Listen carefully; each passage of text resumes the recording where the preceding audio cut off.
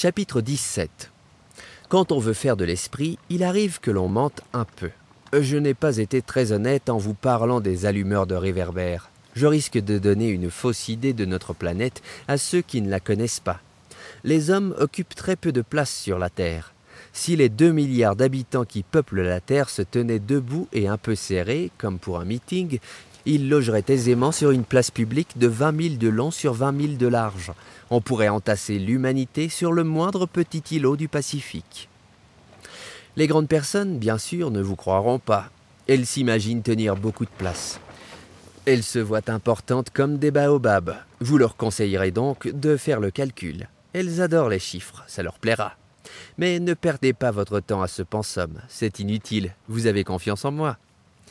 Le petit prince, une fois sur terre, fut donc bien surpris de ne voir personne. Il avait déjà peur de s'être trompé de planète quand un anneau couleur de lune remua dans le sable. « Bonne nuit » fit le petit prince à tout hasard. « Bonne nuit » fit le serpent. « Sur quelle planète suis-je tombé » demanda le petit prince. « Sur la Terre, en Afrique » répondit le serpent. « Ah, il n'y a donc personne sur la Terre ?»« Ici, c'est le désert. Il n'y a personne dans les déserts. La Terre est grande, » dit le serpent. Le petit prince s'assit sur une pierre et leva les yeux vers le ciel. « Je me demande, » dit-il, « si les étoiles sont éclairées afin que chacun puisse un jour retrouver la sienne. Regarde ma planète, elle est juste là au-dessus de nous, mais comme elle est loin... »« Elle est belle, » dit le serpent. « Que viens-tu faire ici ?»« J'ai des difficultés avec une fleur, » dit le petit prince. « Ah » fit le serpent, et ils se turent. « Où sont les hommes ?» reprit enfin le petit prince. « On est un peu seul dans le désert. »« On est seul aussi chez les âmes, » dit le serpent. Le petit prince le regarda longtemps.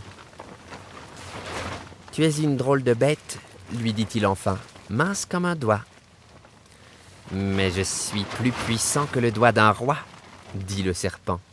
Le petit prince eut un sourire.